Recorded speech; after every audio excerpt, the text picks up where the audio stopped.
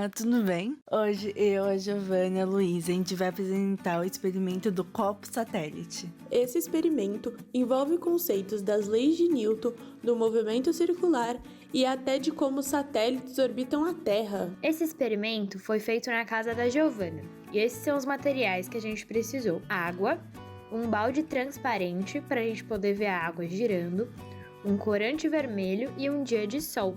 E agora vem a pergunta: se você levantar um balde com água em cima da sua cabeça, a água cairá? Sim, mas e se você levantar girando? Foi isso o que nós testamos e aqui está o resultado.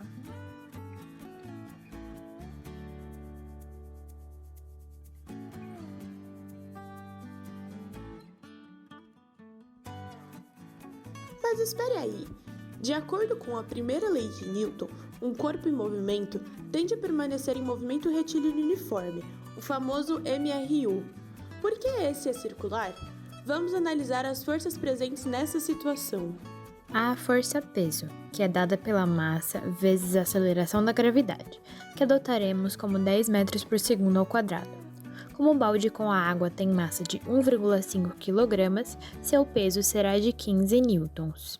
Mas como isso tudo não contradiz aquela primeira lei de Newton?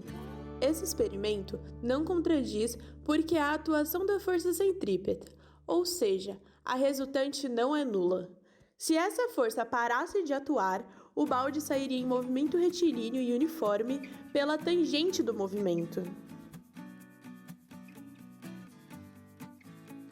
Além disso, nós teremos a força centrífuga, essa sim é responsável por não deixar a água cair nas nossas cabeças. Ela não é considerada uma força, porque não causa aceleração no movimento, podendo ser chamada de força inercial, fictícia ou ainda de pseudo-força.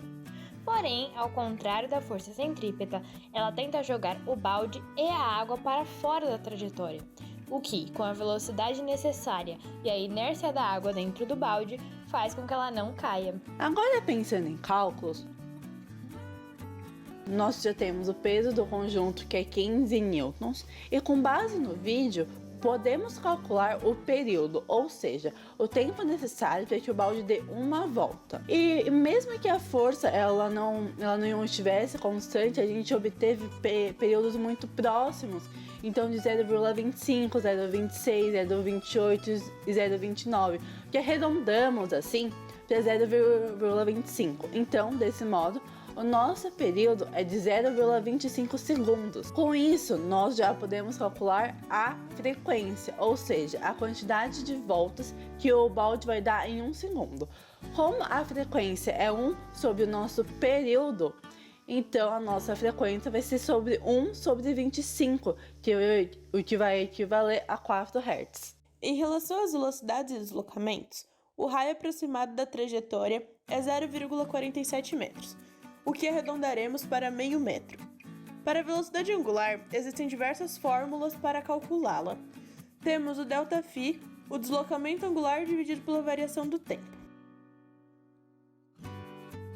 Para uma volta completa, também temos 2π sobre o período,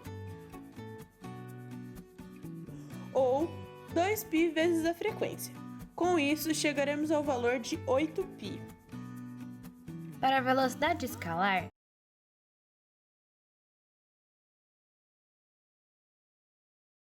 temos várias fórmulas possíveis, como velocidade escalar é igual a velocidade angular vezes o raio,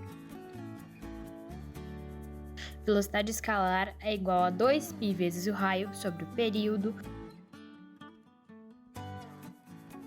ou velocidade escalar é igual a 2π vezes o raio vezes a frequência, com as quais chegaremos no valor de 12,56 metros por segundo. Já o deslocamento escalar de uma volta poderá ser calculado por ΔS é igual a ΔΦ vezes R. Como ΔΦ, nesse caso, será igual a 2π, teremos 2π vezes R, o já esperado comprimento da circunferência, e teremos o valor de 3,14 metros. Com isso, também confirmamos a velocidade escalar pela fórmula ΔS sobre ΔT, que resulta em 12,56 metros por segundo novamente. Como o braço da Giovana está fazendo o papel de uma corda, temos também a tração, que será a resultante centrípeta, ou seja, a força que puxa o balde para o centro da trajetória e que mantém o movimento circular. Para calcularmos a fração, a gente pode igualar a força centrípeta, já que estamos considerando ambas constantes.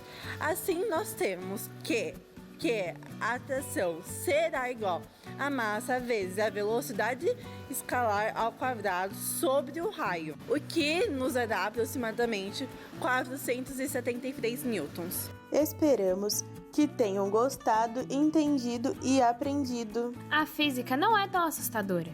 Na verdade, usamos ela todos os dias, e esse foi só mais um exemplo.